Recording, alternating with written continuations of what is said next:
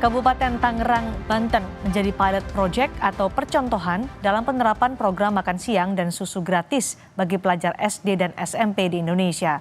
Walau ini merupakan program Capres-Cawapres Prabowo Gibran, Menko Perekonomian Erlangga Hartarto menyebut simulasi dilakukan untuk belanja masalah RAPBN 2025. Menurut Erlangga, meski program yang nanti dijalankan oleh Presiden dan Wakil Presiden terpilih, tapi ia mengaku program ini sedang dibahas pemerintahan Jokowi Ma'ruf, mulai dari skema anggaran hingga menu makanan.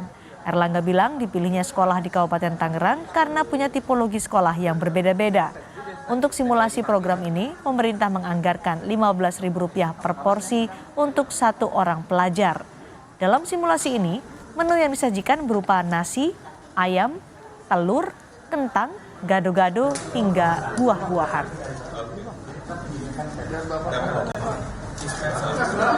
Melihat simulasi untuk makan dengan biaya 15.000. Kita belanja masalah.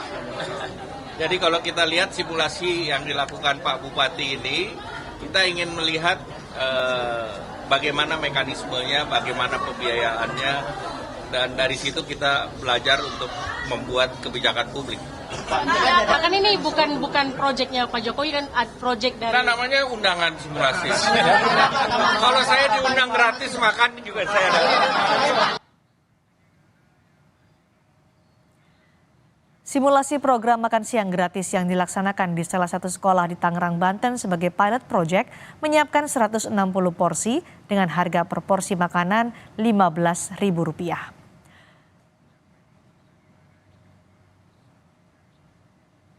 Sebelumnya, Saudara, Presiden Joko Widodo membantah program makan siang gratis dibahas di sidang kabinet Senin kemarin. Jokowi menyebut hanya menekankan program-program Presiden terpilih harus masuk di anggaran 2025. Jokowi menyatakan yang menjadi instruksinya adalah program Presiden terpilih harus masuk anggaran 2025. Jokowi menilai hal itu diperlukan agar ada percepatan anggaran saat mengajukan di DPR. Indonesia Maju dan makan siang memang program Pak Prabowo.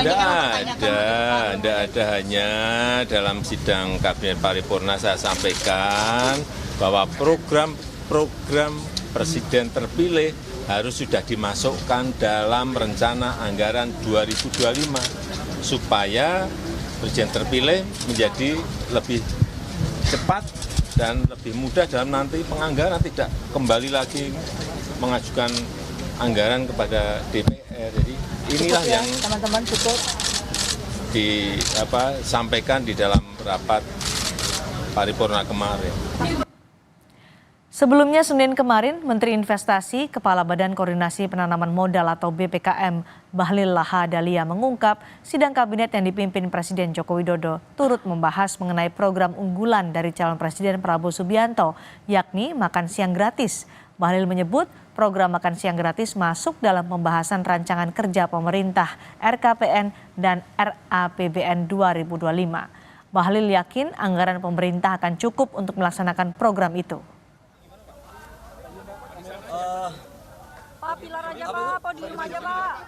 Program-program prioritas Presiden terpilih Pak Prabowo Mas Gibran itu sudah akan diakomodir supaya pada saat 2025 itu langsung running, langsung jalan gitu. Dan pembahasan APBN-nya kan ini baru tahap pertama dan beberapa bulan ke depan kita bahas teknisnya. Cukup lah, anggaran cukup kok ya. Nanti memastikannya Pak, barusan dibahas ya soal makan siang itu secara spesifik. Membahas tentang program-program prioritas Pak Prabowo, termasuk dalamnya adalah makan siang tahap awal. Sementara itu, Wali Kota Surakarta yang juga Cawapres Pemilu 2024 Gibran Rakabuming Raka menyatakan simulasi atau uji coba program makan siang gratis untuk bahan evaluasi ke depan. Gibran bilang dengan simulasi ini maka bisa diketahui bagaimana penerapan program ini nantinya. Gibran menambahkan untuk skema anggaran akan disesuaikan dengan situasi dan kondisi. Sebelumnya program makan siang dan susu gratis adalah salah satu program yang diusung Prabowo Gibran saat kampanye Pilpres lalu. Apapun itu kita pengen program ini bisa berjalan dengan baik, bisa tepat sasaran untuk nanti masalah anggaran, pelaksanaannya seperti apa yang nanti diskusikan lagi, jika ada kekurangan dievaluasi lagi. Simulasi program makan siang gratis yang dilaksanakan di salah satu sekolah di Tangerang, Banten sebagai pilot project menyiapkan 160 porsi dengan harga per porsi makanan senilai Rp15.000. Ada 4 jenis menu yang diberikan. Menu pertama tersedia nasi putih, ayam goreng tepung, perkedel tahu, capcay, dan pisang. Menu kedua ada nasi putih dengan lauk semur telur, tempe goreng, tumis buncis wortel, dan buah pisang. Pada menu ketiga ada gado-gado, tahu goreng, telur rebus, dan pisang. Kemudian di menu terakhir ada siomay dengan kentang rebus, telur, tahu kukus, kol, dan diberikan buah pisang. Meski belum ada keputusan resmi KPU soal capres-cawapres terpilih, pemerintah sudah mulai ikut mempersiapkan program makan siang gratis dari Prabowo Gibran. Kita akan membahasnya dengan Wakil Ketua Umum Partai Golkar Ahmad Doli Kurnia dan politisi PDI Perjuangan Deddy Sitorus. Selamat sore Pak Doli dan juga Bung Deddy. Assalamualaikum warahmatullahi wabarakatuh. Waalaikumsalam warahmatullahi wabarakatuh. Bung Doli, kenapa Menko yang juga Ketua Umum Partai Golkar, Pak Erlangga Hartarto, merasa perlu untuk mengadakan simulasi makan siang gratis? Padahal ini kan belum ada penetapan, pengumuman dari KPU soal siapa presiden dan wakil presiden terpilih. Iya, dalam konteks pertama ya, dalam konteks pemerintahan kan saya kira waktu-waktu ini adalah di mana pemerintah mempersiapkan rancangan anggaran pendapatan belanja negara di tahun 2025. Dan saya kira kita sama-sama tahu bahwa kita baru menyelesaikan pemilu, jadi tidak harus ada stuck ya, bahwa pembahasan pemerintahan ini akan terus berlanjut. Walaupun memang ya kita sih kan juga harus melihat realitas yang ada ya.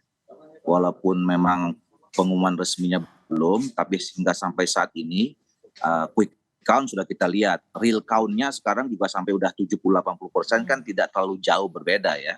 Jadi saya kira memang tinggal menunggu pengumuman resmi saja dan kita sudah kan bisa saja pemerintah kan harus juga membuat forecasting ya atau kemudian prediksi penghitungan analisis ke depan kira-kira 2025 itu anggaran seperti apa. Nah dengan asumsi bahwa memang sudah nanti akan diumumkan secara resmi presiden dan wakil presiden terpilih yang programnya salah satu itu ya tentu saya kira ini harus wajar saja dibahas. Tapi apalagi kemudian kan pasangan 02 ini temanya mengusung soal keberlanjutan dan penyempurnaan. Jadi saya kira melanjutkan saja.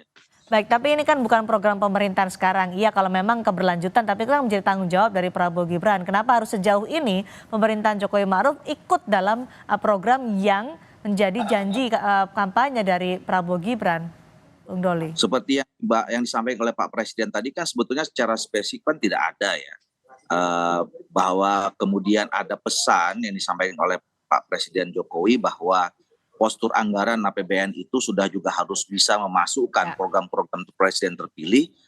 Saya kira itu kan sesuatu yang wajar saja dan kemudian memang ini harus ada program keberlanjutan. Nah itu satu hal yang berbeda bahwa kemudian ada misalnya satu kabupaten yang merespon secara baik bahwa menganggap program itu penting buat daerah mereka kemudian mereka mengundang buat simulasi.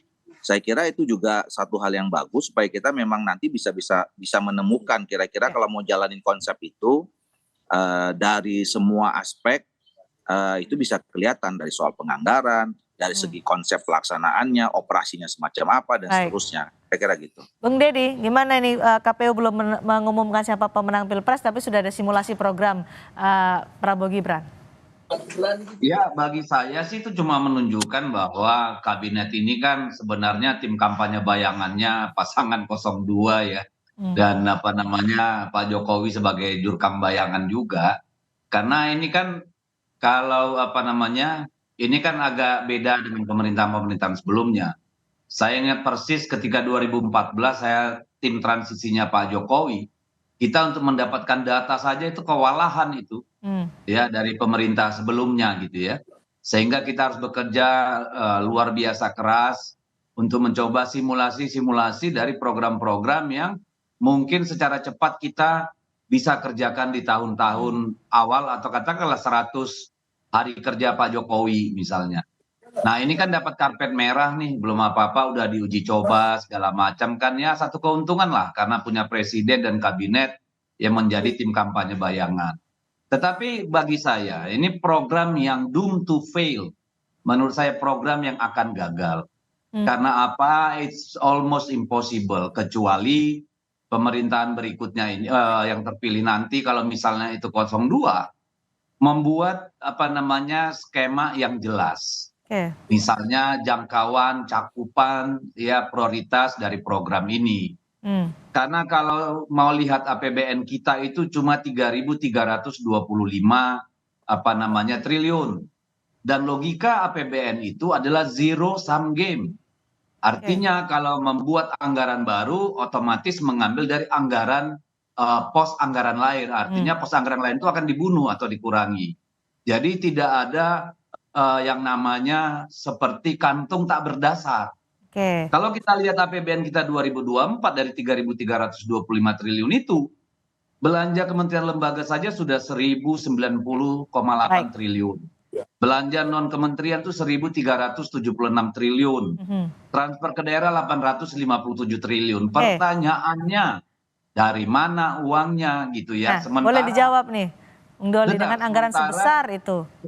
Sementara subsidi yang lain katakanlah untuk pendidikan dan jaminan sosial itu sendiri sudah 1.100 triliun, 600 dan 500 triliun. Belum subsidi energi, belum pupuk, belum yang lain-lain. Ya sudah kita tunggu saja kalau saya sih. Ini pertanyaan yang belum terjawab sejak program ini dikampanyekan oleh Prabowo Gibran. Dari mana anggaran sebesar itu kan yang dianggarkan 400 triliun rupiah. Dari mana Bung Doli? Ya saya kira kan pemerintahan masing-masing kan itu punya cara, punya logika, punya pendekatan, punya bagaimana skema untuk mencari solusi dan seterusnya gitu. Ya nanti kalau kita tanya itu kan bicara tentang postur APBN yang kemarin kan. Nah kan sekarang sedang dibahas. Gitu. Apakah dalam pembahasan soal postur APBN dan bagaimana anggarannya, apakah menggeser anggaran lain untuk menjalankan program makan siang gratis atau menaikkan penerimaan pendapatan atau memperlebar defisit, dalam hal ini menambah utang? Apakah itu sudah dibahas? Saya kira seharusnya memang ada peningkatan pendapatan ya, dan setiap tahun harusnya pemerintah itu berupaya untuk adanya penambahan peningkatan pendapatan yang kemudian juga disalurkan pada program-program yang penting yang langsung dirasakan oleh rakyat. Menaikkan pendapatan 400 triliun rupiah dalam waktu dekat, mungkinkah itu? Nah, kan bukan itu kan nggak nggak apple to apple. Kita kemudian dapat 400 triliun kemudian baikkan gitu ya. Jadi kan saya kira sebuah pemerintahan itu pasti akan, kan program yang disampaikan oleh kemarin masing-masing presiden itu kan banyak ya, dalam rangka untuk meningkatkan pendapatan negara gitu. Nah ini aja nanti kita lihat program-program itu bisa dijalankan, dan kemudian salah satu program yang untuk diimplementasikan langsung masyarakat itu adalah soal makan siang gratis itu. Karena sudah disimulasikan bahkan sebelum KPU mengumumkan siapa presiden dan wakil presiden terpilih, apakah program ini akan langsung dijalankan di tahun pertama jika nantinya diumumkan oleh KPU memang pemenang pemilu presiden adalah pasangan Prabowo Gibran? Ya itu dia, itulah pentingnya simulasi ya. Dari simulasi itu kan kita bisa lihat ya berapa sebetulnya anggaran yang dibutuhkan, kemudian jangkauannya seperti apa, berapa banyak yang harus disiapkan, makanannya seperti apa. Jadi dengan simulasi itu nanti kemudian baru kita bisa lihat sebetulnya program. Jadi kan gini loh, program ini kan program yang relatif baru. Tentu kita ingin mencari bagaimana supaya program ini bisa terlaksana dengan baik, sebaik-baiknya, dan kemudian bisa dilaksanakan secara efisien, dan kemudian tepat sasaran. Itulah gunanya simulasi itu. Oke. Sehingga kita bisa tahu kan tadi kenapa diambil Tangerang misalnya, Ya. karena di sana punya banyak keragaman tentang Baik. strata-strata pendidikannya dan seterusnya itu. Jadi kalau masih simulasi, masih akan evaluasi, belum tentu nanti di tahun pertama akan berlangsung program makan siang gratis ini. Ya itu pasti nanti akan ada pembicaraan pada sidang-sidang kabinet berikutnya yang belum tentu. Ini kan tadi udah dibahas, udah disampaikan oleh Pak Presiden bahwa secara spesifik itu tidak dibahas di dalam pembahasan awal tentang RPJMN 2025. Gitu. Oke, baik, nanti akan kami perdalam lagi usai kita mendengarkan kumandang azan maghrib untuk wilayah DKI Jakarta dan sekitarnya berikut ini.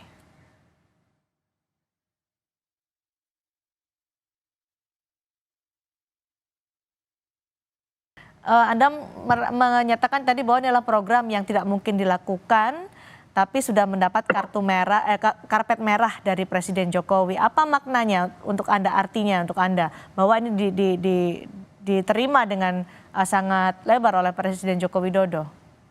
Ya ini sangat complicated ya untuk dilakukan.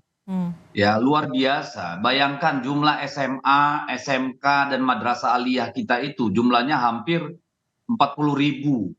Belum SMP itu sekitar 50.000. Belum SD, belum PAUD ya. Belum taman bermain, belum ibu hamil, belum balita.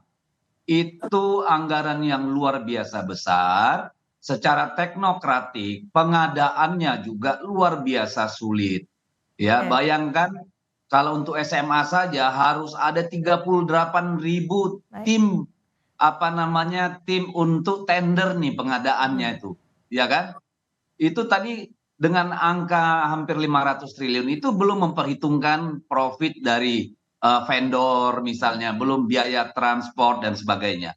Nah, itu kalau di kota-kota mungkin juga masih mungkin misalnya.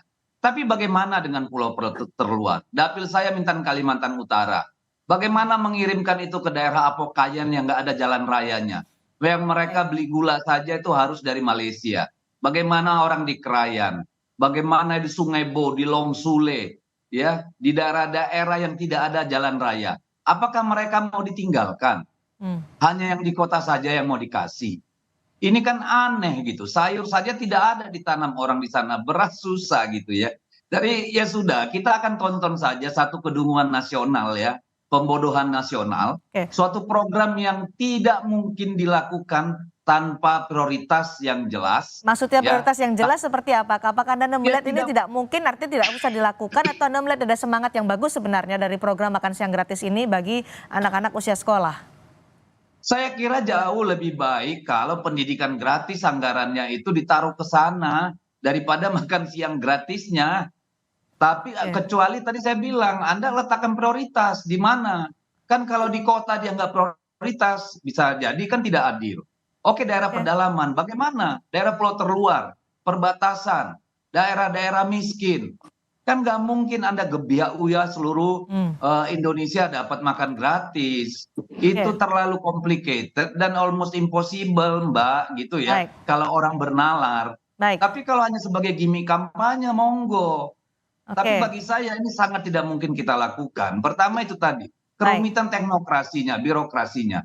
Kedua, anggaran ini tentu akan mengurangi kemampuan negara untuk program-program lain yang penting.